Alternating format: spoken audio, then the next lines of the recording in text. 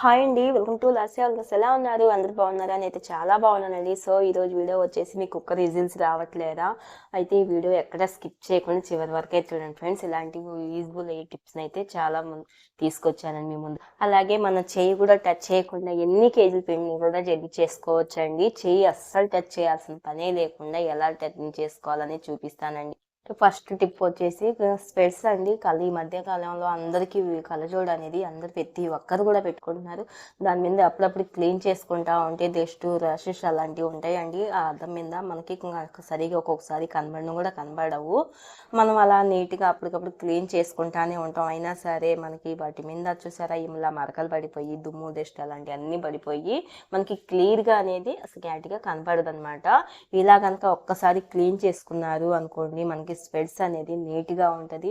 మనకి చక్కగా చూపు కూడా బాగా కనపడద్దు అనమాట. ఇలాగ స్పెట్స్ని క్లీన్ చేసుకోవడం వల్ల అండి. ఏం లేదండి, చాలా సింపుల్ అనమాట. దీనికోసం జస్ట్ కొద్దిగా యాజ్లైన్ అయితే తీసుకోవాలి.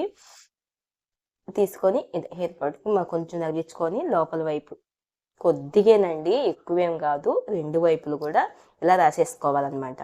ఇలా రాసేసుకొని మాకు కాటన్ క్లాత్ ఉంటుంది కదండి, ఆల్రెడీ స్పెట్స్లో అయితే ఉంటుంది కదా, క్లాత్ని ఇలా తీసేసుకొని నీట్గా ఇలా రఫ్ చేసేసుకుని నీట్గా తుడిచేసుకున్నాం అనుకోండి, దాని మీద ర్యాషెస్ కానీ గీతలు కానీ ఏమైనా పడున్నా సరే నీట్గా పోయి మనకి చూపు అనేది చక్కగా కనపడద్ది. దాని మీద మరకలు ఏమీ ఉండవు. బయట వైపు కూడా ఇలాగే రాసుకోవాలి. బయట వైపు కూడా ఇలాగే అప్లై చేసేసుకొని జస్ట్ ఇలా నీట్గా తుడిచేసుకున్నాం అనుకోండి. ఇది ఆల్రెడీ మన స్పెడ్స్ తీసుకునేటప్పుడు కాటన్ క్లాత్ వస్తుంది కదండి, అదైతే స్మూత్గా ఉంటుంది అనమాట. స్మూత్గా ఉండి నీట్గా తుడిచేసుకోవచ్చు. ఎలాంటి ర్యాషెస్ కూడా పడకుండా, గీతలు కూడా పడకుండా దాని మీద. అవి కొన్నిసార్లు ఆ గీతలు కూడా మనకి కనపడవండి. చిన్న చిన్న ర్యాషెస్ చూసారా ఎంత నీట్గా అయితే మీకు క్లియర్గా కనబడుతూ ఉంటుంది. దాంట్లో నుంచి మనకి చక్కగా అండి ఇలా నీట్గా తుడుచుకోవటం వల్ల మనకి ఎలాంటి సైడ్ ఎఫెక్ట్స్ కూడా ఉండవు. మనకి స్పెట్స్ కూడా పాడవకుండా నీట్గా ఉంటుంది. కంటి చూపు కూడా చక్కగా కనపడుద్ది. ఒకసారి ఖచ్చితంగా ట్రై చేసి చూడండి. మేము చెప్పడం కాదు, ట్రై చేస్తే మీకే అర్థమవుద్ది కదండి. టిప్ కనుక నచ్చితే ప్లీజ్ లైక్. సెకండ్ టిప్ వచ్చేసండి, మనం గోధుమ పిండి కానీ బీప్ పిండి కానివ్వండి కేజీల లెక్కన అలా తెచ్చేసుకుంటా ఉంటాము. మనం ఇలా డైరెక్ట్గా వేసేసుకొని ఇలా జల్లిచ్చేసుకుంటా ఉన్నాం అనుకోండి, మొత్తం కింద మొత్తం ఫ్లోర్ మొత్తం పడిపోతూ ఉంటుంది. ఈ పిండి జల్లించుకొని మళ్ళీ నీట్గా తుడుచుకోవాల్సి వస్తుంది. ఇలా పడకుండా నీట్గా మనం ఎలా జల్లించాలో చూపిస్తాం. పిండిని అయితే గ్లాస్లోకి అయితే తీసేసుకోవాలి. గ్లాస్ని అయితే ఇలా పెట్టేసేసుకొని నీట్గా మన చేయి కూడా టచ్ చేయకుండా ఇలా చూసారా ఎంత చక్కగా మనం ఎన్ని కేజీలు అయినా సరే అండి, దాదాపు 10 కేజీల పైన అయినా సరే ఈజీగా మనం ఇలా పెళ్లి చేసుకోవచ్చు. కింద అనేది కొంచెం కూడా పడదు. మనకి ఇంకో పని ఉండదండి, కింద ఫ్లోర్ తుడుచుకోవడానికి పిండి అంతా పడి నీట్గా. చూసారు కదా, ఒక్క కొంచెం కూడా ఏమీ లేదు. తప్పకుండా ఒకసారి ట్రై చేయండి ఫ్రెండ్స్, ఈజీ అవుద్ది అనుకుంటున్నానండి. చూసారు కదా ఎంత చక్కగా నేనైతే జల్లి చేశాను, చేయి టచ్ కూడా చేయలేదండి అసలు. థర్డ్ టిప్ వచ్చేసింది వాటర్ బాటిల్స్ అండి. మన ప్లాస్కో ఉంటాయి కదా, కొన్ని ప్లాస్కో కానివ్వండి బాటిల్స్ కానీ ఏవైనా సరే అండి, వాడే వాళ్ళకి ప్రతి ఒక్కరికి కూడా ఇలా ఎక్కువ ఉన్న బాటిల్స్ ఉన్నప్పుడు మనం నీట్గా ఇలా తుడిచేసేసి పైన పెట్టేసేస్తూ ఉంటాము. అంటే అన్నీ వాడం కదా, 1-2 అయితే వాడుతూ ఉంటాము. ఇలా మనం ఎంత నీట్గా క్లీన్ చేసి తుడిచిపెట్టేసినా సరే అండి, దాంట్లో నుంచి మనం ఓపెన్ చేసి మనకి వాడుకునేటప్పుడు బ్యాక్ స్మెల్ అలా వస్తూ ఉంటుంది. మనం ఎంత నీట్గా తుడిచినా సరే అలాంటి వాటిని వాసన రాకుండా మనకి ఎప్పుడు తీసినా సరే అండి, సంవత్సరాల పొడుగు తీసినా కూడా మంచి సువాసన అయితే రావాలి అంటే యాలకులు అండి, 4 యాలకులు అలా అన్ని బాటిల్స్లో ఇలా పెట్టేసేసుకొని ఇలా పైన పెట్టేసేసుకున్నాం అనుకోండి, ఎన్ని సంవత్సరాల తర్వాత తీసినా సరే మంచి సువాసన అయితే వస్తూ ఉంటుందండి. యాలకుల వాసన వస్తూ ఉంటుంది. ఒకసారి ఖచ్చితంగా ట్రై చేసి చూడండి ఫ్రెండ్స్. ఇలాగే మనం కుక్కర్స్ వాడే వాళ్ళకి ప్రతి ఒక్కరికి కూడా ఇదే ప్రాబ్లం అండి. కొన్నిసార్లు మనకి రిజల్ట్స్ అనేది అస్సలు రాకుండా ఆగిపోతూ ఉంటాయి. ఎందుకంటే హ్యాండ్స్ అనేది లూజ్ అయిపోయి ఉంటుంది చూడండి. ఇలా లూజ్గా ఉన్నప్పుడు మనకి రిజల్ట్స్ ఒక్కోసారి రావు, ఒక్కోసారి వస్తాయి. మనం ఎంత టైట్ చేసుకుంటున్నా సరే, నెయిల్ పాలిష్ రాసి కొంచెం యాజ్లైన్ రాసి దారం చుట్టి అలా పెట్టేస్తున్నా సరే ఒక్కోసారి మళ్ళీ లూజ్ అయిపోతానే ఉంటాయి. దీన్ని అయితే లూజ్ అవ్వకుండా ఇలాగే స్టిఫ్గా ఉండేలాగా ఈ టిప్స్ అయితే షేర్ చేస్తున్నానండి. వీడియోని ఎక్కడా స్కిప్ చేయకుండా చివరి వరకు అయితే మీకు యూజ్ అవుతాయని అనుకుంటున్నానండి. ఇలా స్క్రూ డ్రైవర్ని తీసేసుకొని బోల్ట్స్లో అయితే తీసేసుకోవాలి. స్క్రూని ఇవ్వండి, ఇలా స్క్రూని అయితే తీసేసుకోవాలి. చూసారు కదా, ఇలా తీసేసుకున్న తర్వాత దీనికి నెయిల్ పాలిష్, కొంతమంది అయితే చాలా మంది నెయిల్ పాలిష్ రాసేసి దారం చుట్టేసేసి ఇలా పెట్టేస్తా ఉంటారు. పెట్టినా సరే అండి మనకి లూజ్ అయిపోతానే ఉంటుంది అనమాట. అలా లూజ్ అవ్వకుండా అయితే ఈ టిప్స్ అయితే తప్పకుండా ఒకసారి ఖచ్చితంగా ట్రై చేసి ఇదిగోండి. ఇలా చిన్నులపాయలు అయితే తీసుకోండి.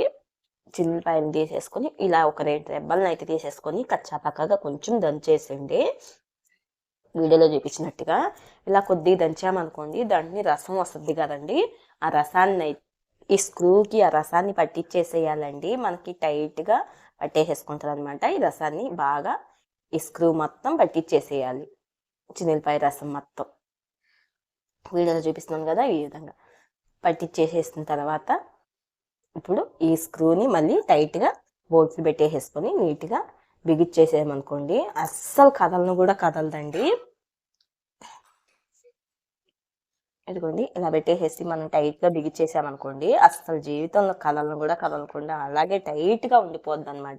చూసారా, అస్సలు మనకి కదలను కూడా కదలదండి. ఇలా టైట్గా బిగిచ్చేసేసుకొని ఇలా పెట్టేసేసుకొని అనుకోండి, విజిల్స్ ప్రాబ్లం అస్సలు ఉండదండి. ఒకసారి ఖచ్చితంగా ట్రై చేసి చూడండి. విజిల్స్ రానోళ్ళు మనం ఇలా టైట్గా బీట్ చేసామనుకోండి, అస్సలు కదలను కూడా కదలు. చూడండి ఎంత టైట్గా అయితే అయిపోయిందో. చూసారు కదా. ఇంకా లాస్ట్ 5th టిప్ వచ్చేసండి, మనకి ఇలాంటి ఎరేజర్లు ఉంటాయి కదండి, రబ్బర్స్ ఉంటాయి కదా, మనం బుక్స్ అవి ఏదైనా రాసుకున్నప్పుడు తప్పుగా ఎన్నప్పుడు మనం తుడుచుకోవడానికి వీటిని అయితే ఎలా ఉపయోగించాలని చూపిస్తున్నానండి. మనం స్విచ్ బోర్డ్స్ అనేది ఎప్పటికప్పుడు క్లీన్ చేస్తున్నా సరే అండి, వాటి మీద దుమ్ము డస్ట్ అంతా పడిపోయి ఏదైనా క్లాత్ తో కానీ లేకపోతే తుడవాలంటే షాక్ వస్తుందేమో అలాంటి భయం ఉంటది కదండి.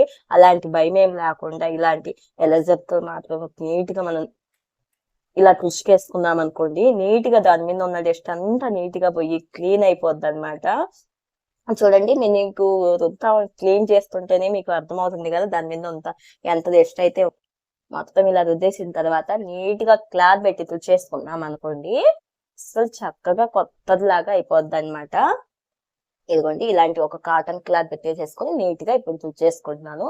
చూసారు కదా, ఈ 5 టిప్స్ కూడా ప్రతి ఒక్కరికి మీ అందరికి చాలా బాగా ఉపయోగపడతాయి అనుకుంటున్నానండి. ఒకసారి ఖచ్చితంగా ట్రై చేసి చూడండి ఫ్రెండ్స్. ట్రై చేసినా మీకు ఉపయోగపడితే ప్లీజ్ ఒక లైక్ అయితే ఇవ్వండి. లైక్ చేస్తానే ఒక వీడియో కనుక నచ్చితే మీ ఫ్రెండ్స్ వీడియోకి కూడా షేర్ చేయండి. వాళ్ళకు కూడా చాలా బాగా హెల్ప్ అవుతుందండి. ఈ మధ్యకాలం అయితే అస్సలు వీడియోస్ అయితే చూసినా కూడా కొంతమంది లైక్స్ కూడా ఇవ్వట్లేదు. కొంతమంది అయితే సబ్స్క్రైబ్ చేసుకోకుండానే చూస్తున్నారండి. ప్లీజ్ సబ్స్క్రైబ్ చేసుకోండి ఫ్రెండ్స్. చూసారు కదా, ఇందా చూసిన స్విచ్ బోర్డ్ కి ఇప్పుడైతే స్విచ్ బోర్డ్స్ కి మీకు డిఫరెంట్ ఎలా తెలుస్తుందో. Thank you.